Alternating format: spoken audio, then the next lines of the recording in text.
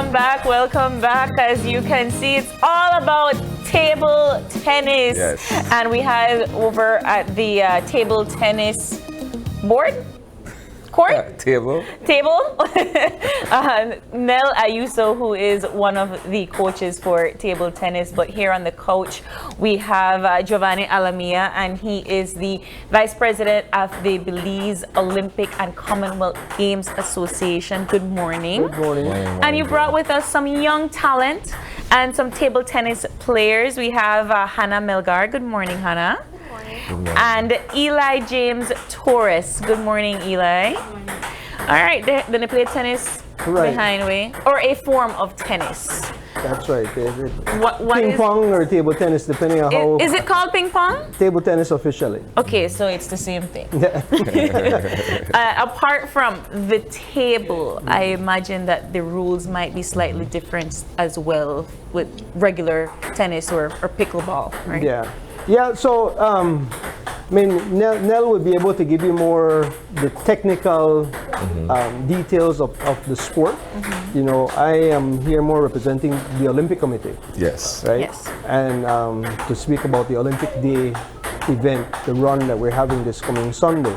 Right? But what we use this, the Olympic Day as a platform to showcase the different sports, right? So like in the past, we've had what we call like a little sports expo, you know, where we invite all the national federations.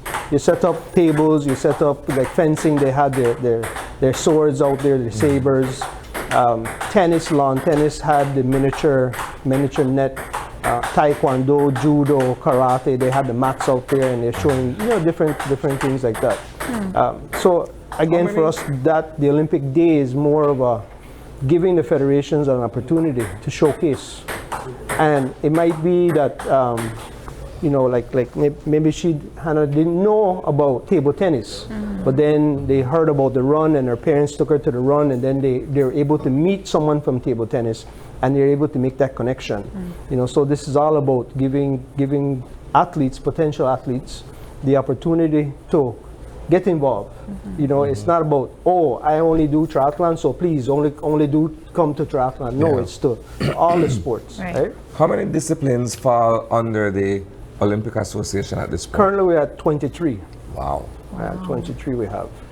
Right? So when you have your event this coming weekend, as many as 23 different sports would be that's one of the things that we ask, that all federations do participate. Like unfortunately last year we had to postpone it. I think it was on the third time we were able to host it because of the hurricane and the storms and everything, right? And then this year I believe we have another storm which should be coming in, so heavy rains. Some heavy rains. And so we're only going to do the run this year. As a federation or a sport association, how do we get to be a part of the Belize Olympic and Commonwealth Games? Well, one of the main things is, and that's one of the things that we're also trying to put in writing, like put that policy in place on the Olympic level, is what justification is there for you to be recognized, right? Obviously hosting events. You can't say, well, you need to have 50 registered members, because then if you're looking at table tennis, you might only start with 5, but with football, 2 teams is already 20, 22, 23 people. Right? So it's events, being recognized by your international federation, meaning that you are the only body in the country that hosts and do these events in the country, right? Then it's an application process to the Olympic Committee that we have a vetting committee. We go through everything, make sure you have your AGM, you have your constitution, all of that in place, right? So it is a little tedious process, but we can't just say, Isani wants to start netball, approve him. Right? Like, okay, do you have your board in place? Do you have your constitution in place? Are you recognized by international federation? I want to get Hannah and Eli in on the conversation. Good morning, guys. Good morning. And you are all table tennis players. How old are you? I'm 10. You're 10? I'm 9, but I'm turning 10 this Okay. Well, happy birthday to you already. Why table tennis? How did you get a part to become a part of this sport? Let's start with you, Hannah. Me, my mom asked me, and I accepted it because I have a cousin. She's in Nicaragua right now, and she used to play table tennis. And yeah, I got my inspiration from her. Yeah. Do you like it? Okay. What about you, Eli? Like, I was watching some table tennis videos, and then I thought they were like cool, and then my mom showed me some videos about like this table tennis place, so I wanted to try it. So my parents took me to place, and I just started playing. Okay. I'm You not enjoy a it? yeah. Do you like it? Yeah, I like the sport. I'm not a 10. I don't know about you. I don't know if you play ping pong. I'm terrible at anything that's coordination. But what do you have to do to play table tennis? So in table tennis, it's not that difficult to learn. I mean, there's a lot of people that have been coming in like a few weeks ago, and they find it, and it's very easy to see that. It's very nice to see them learn very fast, and yeah. How do you play it? It's like a very easy sport to learn, like, and it's good for you to like get in shape and stuff, and it's basically like that. It's easy, and it doesn't take that much time. It doesn't take that So you much play time. after school? Yeah, so yeah, after school, How long does like a game last? I'd say around like 10 minutes for each set. Okay, yeah, that's not a long Nice. time. And You know the language. you know do you? that, yeah, because I have no idea. But it is and it does seem something that is fun for younger kids to kind of like grow into. Right. Yes? So I have to give kudos to Table Tennis Association. You know, they were able to get tables, and they are in schools. So they're doing little programs to, like, I believe they're at St. Martin's, they're St. Joseph. They're trying to get to, I think they're Holy Redeemer already. You know, so because it's user friendly, right? And it's good for the kids to start learning this hand-eye coordination. Yes. You know, from this age, because then that'll carry on into everything. Yeah. You know, so it's again, it's not only you do this sport, only stick to that. It's, you know, from here, Hannah might decide, well, you know what, I want to try basketball. You know, and because of that hand-eye coordination that she already developed, you know, she's able to transition over to that. That's you know, and a lot of it is discipline. Yeah. You know, we want to instill that discipline in the kids from young, so that, you know, they get to balance schoolwork and practice. Right. How do you nurture, in a sense, these young talents and watch them grow through the association? You know, that's a loaded question, as they would say, right? Because we don't necessarily have any professional athletes per se, right? You have like Kaya Katus, you know, after years of performing well in Belize, she was able to, you know, I think it was maybe 3 years ago, receive a professional contract to race in the U.S. Yeah. And that's only a couple months out of the year that she goes to the U.S. and she'll race. You know, then you have like the Williams brothers again in cycling. Yeah. You know, the Olympic Committee, through the International Olympic Committee, we have what they call the Olympic Solidarity Scholarship. You know, this is geared towards individual athletes in individual sports, right? In like table tennis, in triathlon, in cycling, in track and field, where they're able to receive a salary per se, a monthly salary. But it's limited how many you can give. It's up for the quadrennial, but again, you have criterias. You know, so someone like Hannah, they wouldn't necessarily approve her because she's too young. At the end of the day, they want someone that could reach the Olympics. Yeah. Right? So it's either the 2028 Olympics or the following 2032, right? So, and that's something that's we're in the process of vetting right now at this moment, these applications. Right? So it's kind of, like I said, it's a loaded question where, you know, like with the younger kids, it's okay, you know, we have tournaments, we have different things where we keep them engaged. Yeah. But it's not necessarily you can give them or their family any kind of financial assistance. Maybe the larger federations they can offer maybe a scholarship. Right? Tuition scholarship or books and uniform scholarship, things like that to help the parents, right? I think for our viewers, just to remind them again, when your activities are going to be taking place, you said you're only doing the run. The run. Yeah. So the run is this Sunday.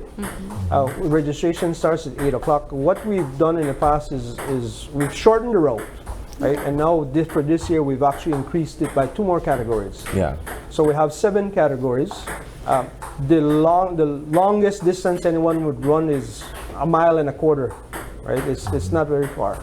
The shortest would be like 1/4 mile, which would be for 10 and under. Right? The additional categories that we've added this year is the U50. Sorry, the plus 50. For the more Mature. seasoned participants. Because we did find that they get to they would compete against the track and field athletes, right? And we want to be able to give them an opportunity to win a little medals, right? Show off a little bit. Yeah. So we've added those 2 categories, right? The plus 50. And you said registration begins at 8. Right. Registration begins at 8 at the Ned Pitts Olympic Building, which is on the Marion Jones compound. And you said you've changed the route. Yeah, so the start and finish is in front of the building. There's a little street that goes towards the municipal airstrip. So we start there. The U10 kids would turn right onto Princess Margaret Drive, turn at the roundabout right at St. John's and back. Okay. Right? And then the other ones will go a little bit further. The furthest being from the building, you turn right onto Princess Margaret Drive to Coney Drive roundabout. You come back to BTL roundabout, and then back to the building for the finish, right? So again, registration starts at 8. We will have snacks available for participants. If you notice, some of the kids have on the T-shirts. Yes. So what we do is, like, the first 100 participants, we do give them T-shirts. Oh, There's nice. no registration fee. Okay. Right? We do have a little snack that are given to the participants after the run. Right? Wonderful. Well, we do have Isani over at the table tennis table. And he will be, I guess, trying his luck. Isani, over there to you. Well, I'm not necessarily playing. I'm here to learn about the game. So I'll have you, and of course, Mr. Nell, explain to me what I need to learn about table tennis. What are the basics? Okay. First thing we need to do is Can we get perhaps two other kids to actually do a demonstration and you can explain? before we introduce the trainees on the table, we need to do some activities off the table. All right. Namely, like balancing the ball, keeping the ball in the dead center, Yeah. right? Let me guys have you face this way. Okay, so you're gonna be the one that's demonstrating, and then I could have you guys right next to me. Oh, balance, This way. balance, Yeah. balance, balance, balance, right? After they can control the ball and keep it primarily in the center, Yeah. then we go to another stage, what we call bouncer. Okay. Basically, right, is this. And that is to get the feel of how hard to hit the ball. Maybe I could try that. Let me see if I could okay. This way, this way. Sorry? Thumb here, index finger here, like this. Ah, Right? okay. And then we Okay. bounce. Okay. Let me do the balance first, Balance right? first, and that is to keep the racket as level as possible. Drop the ball and start. All right. But that's balancing, right? All right. Good enough? Good enough, fair enough. All right. Right. So now, We go to the bouncing, right? That. hold on. Good enough? I don't know. For try starters, for starters. And this is done globally. Okay. This is the way every federation start their kids, right? So these are the basics. These are the, right. Okay, right? so once you've mastered the that, basics, then we introduce to the back, right? Basically, it's learning to get the feel, right? And from there now, we introduce them onto the table, right? All right. We start hitting. Here you go, right? my brother. That's what my Right. league at this point, right? Right? Okay, kindly continue the explanation. Perhaps you Okay. could see the demonstration Right. as well. Yeah, yeah. Okay, who's gonna go up against you? Let's go, okay then. Right? So from there now, we introduce what we call the forearm rally, right? The forearm. right? Forearm rally. Rally. Yeah. Basically, this is controlling now. Learn how to control, right? Let's go. Start. Let's go. Hit.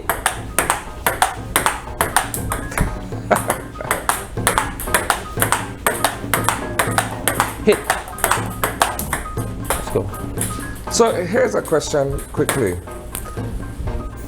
Some places we say ping pong, some places we say table tennis. Is there a difference, or is it just the geography that determines the name? All right.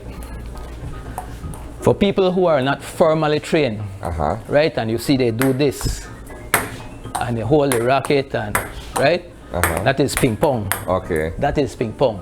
What we're doing here is table tennis. Okay. Right? There's a science behind it. This is a sphere. Yeah. So the way you hit it will determine how the ball will bounce across your side. Okay. And you have to know how to return. So you have to understand the biomechanics of the game. So this is played on a smaller surface, on a table. But is it the same principles that carry for something like tennis, like actual lawn tennis? Something to that effect, because the racket hits the ball. Yeah. Right? If it hits the ball this way, the ball will turn this way and generate a top spin. Same thing with tennis. When you see a tennis player does that, it's the same thing. We hit the ball at the bottom, it generates bottom spin. Right? So it basically, the concept is basically the same. All right. Right. Next question. How does this all differentiate from perhaps pickleball? Pickleball, there are some rules to it, right? All right. It's a court game. Yeah. As well as this. Basketball, lawn tennis, volleyball, they're all court game. Yeah. But those sports are played on the court, as opposed to this, it's played off the court. Right. We Yeah. are not on the court, we are off the court. Right? You're behind the table. We are behind the on table. the other side. Right. Okay. This can reach up to speeds of 70 miles an hour. Wow. So your reflexes has to be, so all that we incorporate into the training, how to sharpen their reflexes. Yeah. So, okay, so a lot of this has to do with hand-eye coordination Right, too, though, right? right. You have to be able to see the ball coming and responding as quickly as possible. Right. All right. Like in the first instance, when you bounce the ball, you train the eye to follow the ball. Yeah. To follow the ball. Likewise, when we're hitting, I'll do a demonstration right now. Sure. And look at my eye. I'm following the ball. Let's go. Let's go.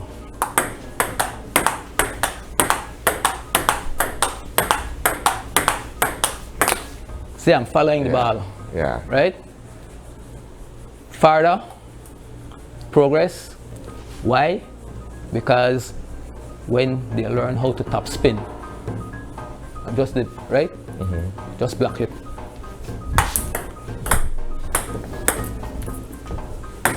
So. See that? Now he has to look at my racket at the angle Yeah. and reflect that, mirror that back, that angle. If I change and I do this, I'm brushing, Yeah. right? It's a different, so he has to train the eye to follow. That has a lot to do with one's attention span too. Right, though. You have to pay concentration, very keen attention and concentration is concentrate, a very key. Yeah. Wow. Concentration is very key. All right, so let's see you guys in action once again then. You want top spin? All right, let's go. Let's go. Top spin. Let's go. Up, let's go.